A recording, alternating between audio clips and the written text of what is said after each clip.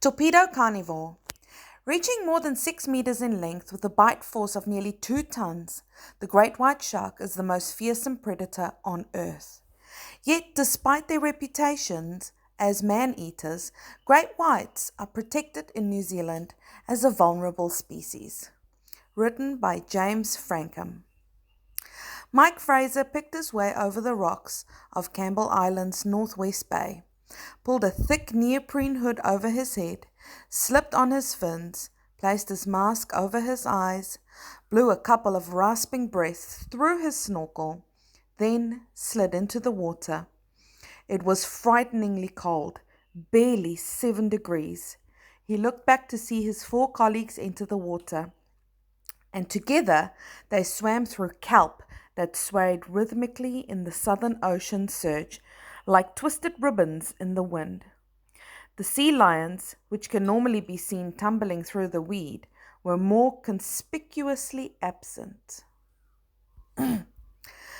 Fraser and his friends spent 20 minutes investigating the rocks and crevices of the bay and examining the sandy bottom that shelved gradually out into the sea. He was hoping in coming days to snorkel with the southern right whales that linger at Campbell Island each April. This far south, sharks were furthest from the furthest thing from his mind. It was believed at the time that great whites never inhabited water less than 10 degrees. In fact, he didn't even see it coming. Like a train hitting a bicycle, the force of the impact drove him deep underwater and knocked the mask from his face.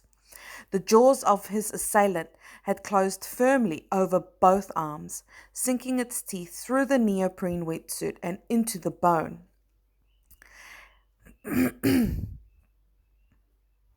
He was driven up to the surface again, and in a moment he will never forget, Fraser turned his head and looked at the shark. It was a single moment of clarity in the thrashing white water. A dense, black, expressionless eye stared back.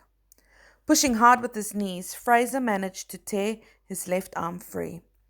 Then, suddenly, numbing relief, the shark turned and swam off, and Fraser looked down to see the mangled remains of his right arm.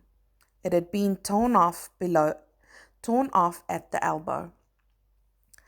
On Anzac Day, 1992, after losing half his blood and lying on the beach for 15 hours in the care of his colleagues overnight, Fraser endured the longest single-engine helicopter rescue in history to survive with the inauspicious title of the world's most southerly shark attack victim. But for everything that made this event extraordinary, it exemplifies many of the things that make shark attacks similar. Few are fatal, and almost all attacks on humans, the sharks never return for a second bite. Scientists believe that this is because shark attacks on humans are cases of mistaken identity, and that the predators favor fattier, more energy-rich food sources. Just 4 people were killed by sharks of any type in 2008 worldwide. And in return, humans commercially harvested some 100 million sharks. While few great whites are directly hunted, their jaws are in demand as trophies, fetching up to $50,000 on online auction sites. They are also victims of accidental capture in gill nets, shark control programs, and vulnerable to overfishing. As a result, the greatest predator on Earth is itself declining in numbers and now considered endangered. 17 years after the event, Mike Fraser reclines in a roller chair in his Albany office, surrounded by the clutter of a man still obsessed by the sea. Underwater video housings, plans of foundered wartime ships. He pulls up his shirt sleeves, easing aside the plastic prosthetic to display a myriad of 10-centimeter long scars that still covered each arm. The deep keloid gashes are evidence not of the attack so much as the escape. The path of dozens of teeth in his arms were torn free. I can't understand why people want to kill apex predators, he says. They're just doing what they do. For a man who has been partly devoured by a shark, his philosophical perspective raises a salient question. Why on earth would anyone want to protect a man-eating predator? They don't even seem to be ecologically important. There are plenty of species we save or control because of powerful structuring role they have in the environment. Fundamental building blocks such as krill or destructive pests such as rat. Conservation work with such structuring species can transform an ecosystem.